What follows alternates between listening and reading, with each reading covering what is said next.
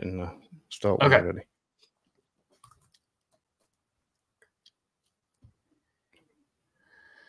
Hello, my name is Jeff Circle, and I am here with Gavin Stone. Gavin has over 2 decades working as a security and intelligence operative. He's been an intelligence covert operative. He's worked with the British Ministry of Defense. Sorry, it's different in the UK. The Ministry of Defense, a number of corporations, and even ultra high value VIPs. He's skilled in surveillance, counter-surveillance, and he's worked in operations with time-sensitive human analysis in high dynamic situations. Perhaps one of his most interesting skill sets is his expertise in credibility assessment, meaning he can tell if you're lying through studying your body language. That's right.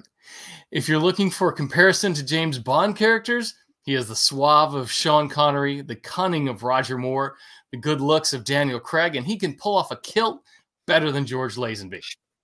Plus, he's written a few books, and under the theme of write what you know, they're spy novels. His latest, The Burning Spy, is out now, and I'm happy to welcome Gavin Stone to the show. So, dude, let's say I'm some New York publishing big shot acquisition editor like, I don't know, Tom Colgan or something, or a hot Hollywood showrunner, and you've just walked into an elevator together. I ask who you are, maybe point out that your shoes are untied or something like your fly is down, and you tell me you're a writer.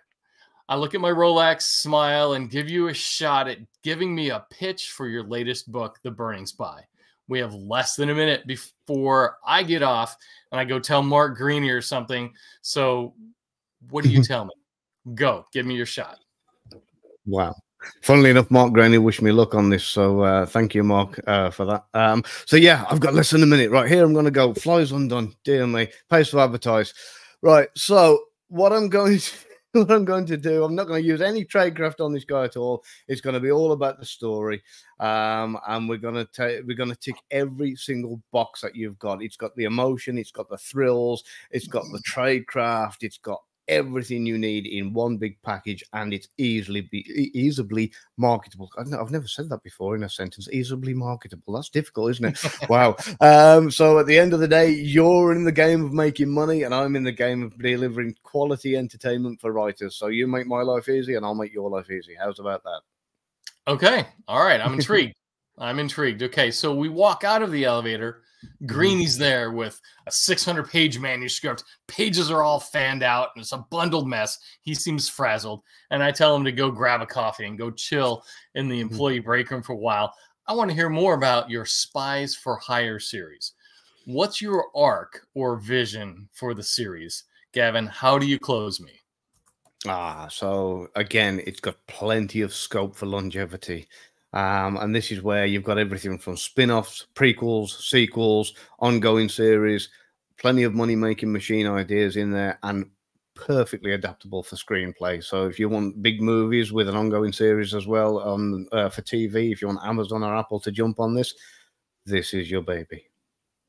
All right. All right. All right. Well, in that case, based on everything that you just said, why did you write this book, The Burning Spy, as a follow-up to The Unforgiven Spy?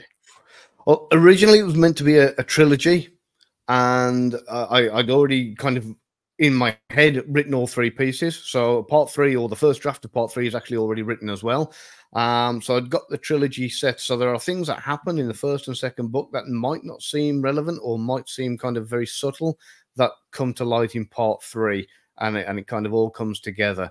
So this is one great big fantastic story spread over 3 books.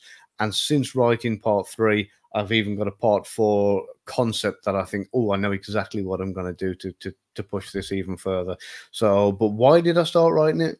I wanted to give a different perspective to the shiny, polished exterior that Hollywood says, you know, this is a spy, Mr. and Mrs. Smith, you know, this is how they're perfect at everything. They can, you know, throw a knife into a bad guy from 5 miles away, and I can't even win a game of darts. So, yeah, I wanted to show that when it comes down to it, you know, I'm not going to be standing, you know, 50 yards away from the dartboard and getting the bullseye 3 times in a row. The truth of the matter is, you know, it's actually very gritty and very, very different, very messy usually. And the worst of it is the majority of my career I've actually spent as a contractor. And in the intelligence community, contractors are looked down upon. They're like kind of disposable, kind of, yeah. You're wearing the green badge while everybody else has got the blue one, and you kind of want to go like that. So that was the idea, was to say, well, look, there's a lot more to intelligence than than your Mr. and Mrs. Smith. There's actually a whole bunch of us out there doing some really horrible jobs for not a great amount of money in comparison to what we do, but we get the job done and we do a good job of it. I love it. I'll just throw in here on the other side of the pond in the U.S., we're called a couple things: dirty, slimy contractors. That's money grubbing contractors. That's another one. But yeah, I get it. I love it. I love the idea of doing something not so polished and a little more maybe realistic. So this spins right into the next question, and we're at the halfway point. This interview is designed to be a quick hit so people can listen to it and then go about their day and learn something from you. So among the many elements of a good thriller novel, the things that it takes: action, suspense, twists, red herrings, backstories, and settings, is there a combination of elements that you focus on most when deciding how to craft your story? Yeah, I wanted to again get away from the traditional writing style of lone wolf spy, saving the world, and get it down to a group of three guys who have got the odds stacked against them. Everybody's on their back. They've got everything going wrong for them, which is what happens. All this kind of everything being perfect. It's not the way it is. Sometimes the mistakes are made, and they're always made. But what happens is you get three guys working together, and they have banter, and they have a laugh, and that's what gets everybody through. And anybody who's got a military background or an intelligence background, or has just worked generally in that field, they all know it. Those bad times when you're chuckling and laughing, that's what gets you through. And that's what I put in. But you don't have to have those experiences or backgrounds to be able to appreciate that. Exactly. Yeah. And the reader can get straight into it and feel that bond immediately. Okay. Well, then, given all of that, what makes The Burning Spy a good thriller? Ooh. I've got a lot of twists and turns and unexpected bits and pieces in it. So there are things that, you kind of get to parts and you think, how's he going to get around that? Or what happened there? Or is this person really dead? Or so there's loads of things that kind of keep you kind of wanting to go on and find out more. And there's lots of things that happen, and you might not understand why in the story, and then later on you get that reader gratification where you go, yeah, I know what that happened. And then you can tell the really smart readers that go, I saw that coming. So you got to stick with it, but there's a payoff, and you got to pay attention. Oh, for sure. Yeah. Okay. Excellent. Even the small, minute details. Excellent. Well, folks, that's The Burning Spy. But, Gavin, people want to know about you, Gavin Stone, the man, the myth, the legend behind the books. So I'd love for you to tell me something about your very skilled background, and specifically on the Global Guru's top 30 list. And I looked this up. It's the top 30 list for body language experts. You went from number 28 last year to number 9 today. You're in the top 10. So first, tell me what the Global Gurus is, and then let everyone know how you got on the list. Did that have anything to do with mind control? No, actually, that one didn't. I didn't have to use any to do that. So the Global Gurus top 30, they look at the best of the best in the world for each industry. And there's different industries, there's like teaching and different disciplines, and body language is the one that I have my expertise in. And the short version is, when I first got onto the list, I didn't even know. Is the truth. I actually had a message come through off Global Gurus with congratulations, and and I was like, what's this? And then I found out I was number 28, and I realized that there's actually a lot you've got to do. There's a massive criteria that you've got to reach to kind of get onto it. And I thought, wow, and then the more I read about, you've got to do so many articles, you've got to bring something to the table, you've got to do something differently, you've got to have so many books, so many teachings, and it's so there's all these boxes you've got to tick. And I thought, well, I can certainly improve that. So I went out of my way to kind of make a few guest appearances and teach a few people some lessons, write more books and more articles, and managed to boost my way up from number 28 to number 9. So I was quite happy with that. The second time was a concerted effort.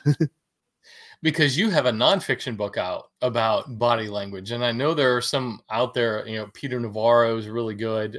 Some other body language experts, and you see it on social media. So, did that nonfiction book help you out? Yes, certainly did, and it's actually a second edition, because the first one I didn't. It was okay, but I thought I want to give something more quality to the reader, so I did a second edition. What's the name of that? It's simply called "How to Tell If Someone Is Lying." In all honesty, that was based on a Google search. I kind of cheated to get the algorithms to bring it to the top. So yeah, how to tell if someone is lying, and there's a mixture of body language and statement analysis, psychology. So it's what I call combined communication analysis, and it brings it all together to be able to spot deception. All right, and that is available on Amazon. So, what would your family say about you using your special skills to get what you want around the house? Yeah, I try not to let them know I'm using them. So sometimes my wife does. She catches on in the middle of it all. She says, "Stop it! Don't use that mind stuff on me." And she does catch me when I'm doing it, and I just sit there innocently and go, "No." But Right. yeah, most of the time it's under the radar, and I get away with it. Good boy. All right. So Gavin Stone, my favorite real life James Bond mind controller who sits around the house now writing books and hosting episodes of a hit podcast. Are you writing another book, a screenplay, your apology for your appearance on this interview? What? All three. So I am writing another book. I've got the number 3 in the series is the first draft written. Number 4 is in concept stage. I've got a standalone I'm working on, a couple of other books that I've written the outline to, 2 screenplays, and I'm working on 1 or 2 other bits and pieces as well. I have at the moment a total of 26 different projects going on. So got a busy bunny. All right, so right there, Mr. and Mrs. Editor, acquisition editor, agent, Gavin Stone is working hard, and he's going to put in the effort to get this done. So, like I said, you can find your stuff on Amazon. There's an author bio on there. Tell people even more about you. Where else can we hear about what you're up to, what's going on, any kind of social media, website, anything to keep track of all of these projects that you're working on? Where can we find you? I'm on all the usual social media websites: Facebook, Twitter, and Instagram. I have a YouTube channel, which I get a load of guys from the intelligence community, from like MI6, CIA, different places. I've had them all on, and we talk about things, from the world of spies, as it were. So that's just literally Gavin Stone author, if you search that on YouTube. And I'm also on LinkedIn for business reasons, etc. Outstanding. Well, dude, thanks so much for joining me. I know we've gone back and forth on social media. We've met a few times here. Really looking forward to watching everything grow and people connecting with you.